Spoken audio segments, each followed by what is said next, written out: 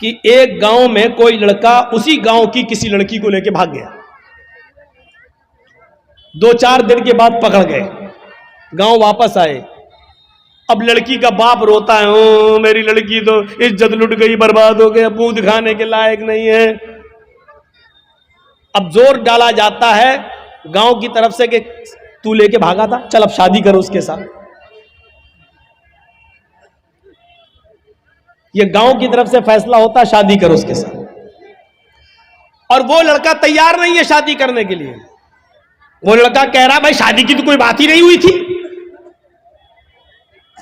अब ये लड़की का बाप कह रहा है ये लड़का लेके भाग गया मेरी लड़की को।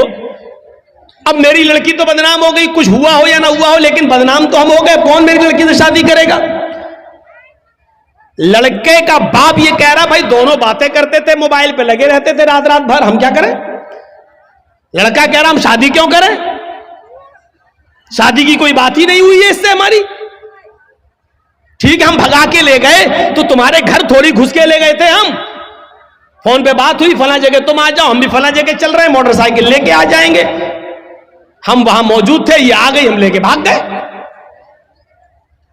अब गांव में जो सरपंच होते, मुखिया लोग, सुनो, अगर यहां पर भी ऐसा होता है तो सुन ले इस गांव का मुखिया और सरदार, कयामत के दिन तुम्हें भी गवाही देना पड़ेगी और अल्लाह के सामने तुम्हें भी जवाब देना पड़ेगा। अब क्या होता है, अच्छा ठीक है तू शादी नहीं करेगा, नहीं, अब उस लड़की का तो इज्जत खराब हो गई, हाँ तो क्या हुआ, चल 5 लाख रुपए जुर्माना देगा लड़का वाला लड़की को। अबे तेरे बाप का फैसला है। गांव के मुखिया, सरदार या सरपंच या पंचायत में जो लोग बैठकर ये फैसला करते हैं, ये सब रॉन्ग है, कुरान और हदीस के खिलाफ फैसला कर रहे हैं। दुनिया में 5 लाख 4 लाख रुपया दिलवा सकते हो, लेकिन कयामत के दिन अपने आप को बचा नहीं सकते हो इस फैसले से। सवाल यह पैदा हुआ है कि लड़का भागा तो लड़की भी तो भागी, फिर जुर्माना सिर्फ लड़के पर क्यों आयद हो रहा है, और लड़के का पैसा 4 लाख 5 लाख रुपए आप लड़की को और उसके बाप को दिला देते हैं। ये कहां की इंसानियत है, जबकि कुरान ये कह रहा है अज़्ज़ानियतु वज़्ज़ानी फजलिदू कुल्ल वाहिदतिन मिनहुमा मियता जल्दा। जिना करने की, बदकारी की शुरुआत लड़के की तरफ से पहले नहीं, लड़की की तरफ से पहले होती है। भागने और भगाने की शुरुआत लड़के की तरफ से नहीं, लड़की की तरफ से पहले होती है। ये सुई है, ये धागा है, दर्जी साहब सुई में धागा डाल रहे हैं, लेकिन सुई को हम ऐसे हटा देते हैं, धागा जा ही नहीं सकता है। जब सुई अपनी जगह पर खड़ी है, टस से मस नहीं हो रही है, तब धागा उस सुई के अंदर चला जाएगा। ये साफ सरी दलील है, अगर लड़की अपने आप को बचाए तो लड़का कभी उसके साथ जिना कर ही नहीं सकता। मौलवी जर्जीस की बात इंडियन कानून के खिलाफ है, लेकिन कुरान और हदीस की रोशनी में है। जिना की शुरुआत अगर लड़की भागने के लिए तैयारी ना हो तो लड़का भगा ही नहीं सकता है, लड़की भागती नहीं। सवाल है साहब मेरा लड़का, तुम्हारा लड़का मेरी लड़की भगा के ले गया, तू तो 18 साल तक पालता रहा, फिर तू अपनी अलमारी भी नहीं बचा सका, वो पैसा भी लेके भाग गई और सोना भी लेके चली गई, जेवर भी लेके चली गई। जब तू अपनी लड़की पर इतना कंट्रोल नहीं कर सका तो जुर्माना लड़के वालों पर लगाते हैं, और ये फैसला पंचायत करती है, गांव की सरपंच करता है, मुखिया करता है, सरदार करता है, ये फैसला जो कुरान और हदीस के खिलाफ है। शादी हो सकती है या नहीं वो एक अलग मसला है, वो अलग जाने दीजिए। सवाल यह है क्या जुर्माना लड़के के ऊपर आयद होगा, जबकि भागने में दोनों ने बराबर बराबर की भागीदारी ली है। कोई लड़का जबरदस्ती घर में घुसकर लेकर तो नहीं गया था, आपकी लड़की भी घर से निकली, लड़का भी निकला, दोनों निकले, 1 हफ्ता गायब रहे, फिर आए। वो एक अलग मसला है। लिहाजा जुर्माना आयद होना चाहिए तो दोनों पर होना चाहिए, कोड़े पड़ना चाहिए तो दोनों पे पड़ना चाहिए, संसार होना चाहिए तो दोनों को होना चाहिए, अगर सजा मिलनी चाहिए तो दोनों को बराबर बराबर मिलनी चाहिए। आप यहां लड़के पर 5 लाख 2 लाख 3 लाख का जुर्माना लगाकर आप सजा नहीं दे रहे हैं, बल्कि लड़के से लड़की को अवार्ड दिलवा रहे हैं, इनाम दिलवा रहे हैं। अब गांव की और दूसरी लड़कियों को ये उत्साहन मिल रहा है कि हम भाग रहे हैं, अगर शादी होगी तब भी ठीक, और नहीं होगी तो 5 लाख रुपया में वैसे भी मिल जाएगा। इस 5 लाख रुपए में तो हम दूसरी शादी भी किसी और से अच्छी तरीके से कर सकते हैं। सुन लो, इस जुर्माने पर जिन लड़कियों के हौसले बढ़ते हैं उनका गुनाह भी इन पंचायतों के सर पर रखा जाएगा। वला यजरिमन्नकुम शनानु कौमिन अला अल्ला तादिलू, किसी कौम की दुश्मनी तुम्हें इस बात पर मजबूर न कर दे कि तुम अदल न करो, फैसला न करो, ऐसा नहीं होना चाहिए। ए दिलो हुआ अक़रबु लित्तक़वा, हर हाल में इंसाफ करना, हर हाल में सच्ची बात कहना, चाहे वो किसी के भी खिलाफ हो। हजरत अली रजी अल्लाह ताला अन्हु की एक जिरा क्या होती है आपको बताऊं?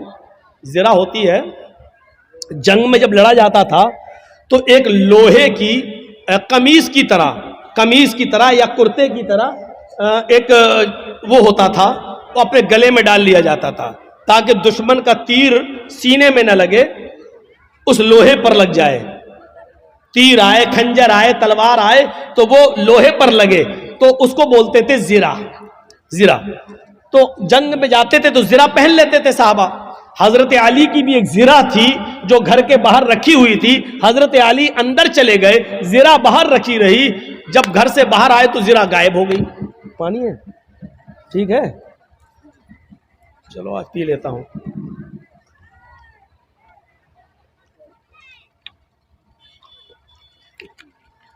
वो जिरा गायब हो जाता। और सुनिए, 6 महीने के बाद वो जिरा एक यहूदी के पास नजर आती है। आहा, सुनते रहिए मेरे भाइयों, बड़ा जबरदस्त मसला। किसके पास? एक यहूदी के पास नजर आती है वो जिरा।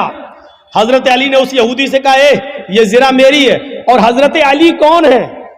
अमीरुल मोमिनीन हो ना, उसको समझाने के लिए बोल दूं, चीफ मिनिस्टर, अमीरुल मोमिनीन है, पूरे इलाके के जिम्मेदार हैं। यहूदी से कहते हैं, यहूदी ये जिरा तो मेरी है, तेरे पास कहां से आई? उसने मुस्कुराते हुए कहा, अच्छा नियत खराब कर रहे हो मेरी जिरा पर, ये तो मेरे पास बहुत दिनों से है। हजरत अली ने कहा, तुम पंगा ले रहे हो, तुम्हें अच्छी तरीके से मालूम है कि ये जिरा मेरी। उस यहूदी ने कहा, आप झूठ बोल रहे हैं। लीजिए, किससे कहा जा रहा है? हजरत अली से। आप झूठ बोल रहे हैं, ये जिरा आपकी नहीं मेरी है। हजरत अली ने कहा, मैं तुम्हारे खिलाफ मुकदमा दायर करूंगा अदालत में। उस यहूदी ने कहा, कर दो मुकदमा, देखते हैं अदालत क्या फैसला करती है। हजरत अली ने मुकदमा दायर कर दिया। कहां? कोर्ट में, अदालत में। और जज कौन है? और ये जज किसने बनाया? हजरत अली ने। जज किसका? अली ने बनाया। लेकिन जज बना जरूर रहे हजरत अली, लेकिन जज ने यह नहीं देखा कि मुझे जज बनाया किसने। जज का मतलब यह होता है इंसाफ को कायम रखना है। कुरान की इस आयत के पेश नजर के वला यजरिमन्नकुम शनानु कौमिन अला अल्ला तादिलू इदिलू हुवा अक़रबु लित्तक़वा, कभी किसी कौम की दुश्मनी तुम्हें गलत फैसला करने पर मजबूर न कर दे, सही फैसला करना, चाहे वो किसी के खिलाफ। उस यहूदी के पास नोटिस पहुंचा कि तुम्हें भी आना है। हजरत एक ही दिन पहुंचते काजी शुरैह की अदालत में। काजी शुरैह की अदालत में ये ऐसा जज नहीं था जो हमारा चौकीदार बना देता है, इसलिए बाबरी मस्जिद का फैसला उनके पक्ष में चला जाता है, क्योंकि हमने आपका नमक खाया है तो नमक हलाली। तो ये सिस्टम नहीं था वहां। हजरत अली रजी अल्लाह ताला अन्हु भी कोर्ट में मौजूद है, एक कटघरे में खड़े हैं, यहूदी भी दूसरे कटघरे में खड़ा है। पूछा है अली, मुकदमा आपने दायर किया, बताओ क्या प्रॉब्लम है? कहा इस यहूदी के पास एक जीरा है, वो जीरा मेरी है, और यहूदी कहता है कि वो जीरा मेरी है, लिहाजा इस यहूदी से वो जीरा मुझे दिलवाई जाए। काजी साहब ने कहा है यहूदी हजरत अली की वो जीरा मेरी है, तुम इसके बारे में क्या कहना चाहते हो? उस यहूदी ने कहा हजरत अली झूठ बोल रहे हैं, जीरा मेरी है, इस वक्त मेरे पास है, मैं अदालत के बाहर रख कर आया हूं। काजी ने हजरत अली से कहा अली ये शख्स कह रहा वो जीरा मेरी है, अभी जीरा तो इस यहूदी के पास ही रहेगी क्योंकि उसका मालिक वो है, भी उसके पास है, लेकिन मुझे ये बताओ कि अगर वो जीरा तुम्हारी है तो तुम्हारे पास कोई गवाह है या नहीं? उस गवाह को बुलाओ, मैं उससे पूछूं उस जीरा में क्या क्या तुमने देखा है और किस बुनियाद पर कहते हो कि वो अली की जीरा है। हजरत अली ने कहा हाँ गवाह है। कहा कौन? कहा है। कहा उस गवाह को बुलाओ। जब गवाह को बुलाया गया तो वो गवाह हजरत अली के बेटे हजरत कटघरे में खड़े हुए और गवाही देने लगे। अय काजी साहब, ये मेरे अब्बू की जीरा है और मैं जीरा को अच्छी तरह पहचानता हूं, मेरे बाप कभी झूठ नहीं बोले, लिहाजा ये जीरा मेरे अब्बू की है, मैं गवाही देता हूं इस जीरा को यहूदी से लेकर मेरे बाप को दिलवाया जाए। काजी साहब का फैसला सुनिए, काजी साहब का फैसला सुनिए। काजी साहब कहते हैं अमीरुल मोमिनीन से, आए अली जी, आपकी गवाही आपके बेटे ने दी और शरीयत बाप के हक में बेटे की गवाही मोतबर नहीं मानती है। शरीयत कहती है, कुरान और हदीस कहती है, बाप की गवाही अगर बेटी को नहीं माना जाएगा क्योंकि बेटा अपने बाप के खिलाफ बोलता ही नहीं है, वो अपने बाप की हिमायती में बोलता है, लिहाजा कोई दूसरा गवाह लाओ, आपके बेटे की गवाही शरीयत के मुताबिक कबूल नहीं। हजरत अली ने कहा एक दूसरा गवाह भी है मेरे पास, अपने गुलाम को बुलाया। जब गुलाम कर गए अली ने कहा ये मेरा गवाह है। गुलाम ने गवाही दी कि ये जीरा अली की है, हमारे आका की है। हजरत जज साहब ने पूछा काजी साहब ने कि तुम कौन हो? कहा मैं इनका गुलाम हूं। फरमाया कंबर नाम है मेरा, मैं इनका गुलाम हूं। कहा है अली मालिक के हक में गुलाम की गवाही भी कबूल नहीं की जाती है क्योंकि गुलाम अपने आका के खिलाफ अपने मालिक के खिलाफ बोलता ही नहीं है, उसके ऊपर अपने मालिक का प्रेशर होता है, वो जानता है कि अगर अपने मालिक के फेवर में नहीं बोला तो घर मार खाएंगे, हमें मारा जाएगा, सताया जाएगा, लिहाजा मालिक के हक में गुलाम की गवाही भी कबूल नहीं। ऐ अली मुअज़्ज़रत के साथ आपकी गुलाम की गवाही भी कबूल नहीं हो तो लाओ। हजरत अली ने कटघरे में खड़े होकर कहा आए जज साहब, काजी साहब, इन दो गवाहियों के अलावा मेरे पास और कोई गवाही नहीं है। आजकल तो 100-100 रुपए में झूठे गवाह मिल जाते हैं, मेरे पास और कोई गवाही नहीं है। काजी साहब का फैसला होता है, आए यहूदी, हजरत अली जीरा को गवाह पेश करने में नाकाम रहे, वो शरीयत के मुताबिक सच्चा गवाह पेश नहीं कर सके और जो गवाह पेश किया वो शरीयत के दायरे में आता ही नहीं है, लिहाजा अली नाकाम रहे जीरा को अपना साबित करने में। वो जीरा के मालिक तुम हो और अदालत ये फैसला के हकदार तुम ही रहोगे, वो जीरा तुम्हारी रहेगी, उस जीरा पर तुम्हारा हक है, तुम जा सकते हो और जीरा भी ले जा सकते हो। ये उस जज का फैसला है जो हजरत अली ने बनाया, ये उस काजी अली ने बनाया, लेकिन कुरान और हदीस के मुताबिक फैसला किया। फैसला में अगरचे जीरा में हजरत अली ही की थी, जीरा हजरत अली की थी, लेकिन गवाह वगैरह न लाने में ऐसा हो जाता है, यहूदी के हक में करना पड़ता है। यहूदी उस जीरा को उठाता है, कटघरे से बाहर निकलता है, कहता है जज साहब आपके फैसले को सलाम करता हूं, आपने वही फैसला किया जो कुरान और हदीस में बताया गया, जो मोहम्मद रसूलुल्लाह ने बताया, आप आपने वही फैसला किया और मैं यही देखना चाहता था कि अमीरुल मोमिनीन अली के होते हुए मुझ पर जबर तो नहीं किया जाता, जुल्म तो नहीं किया जाता।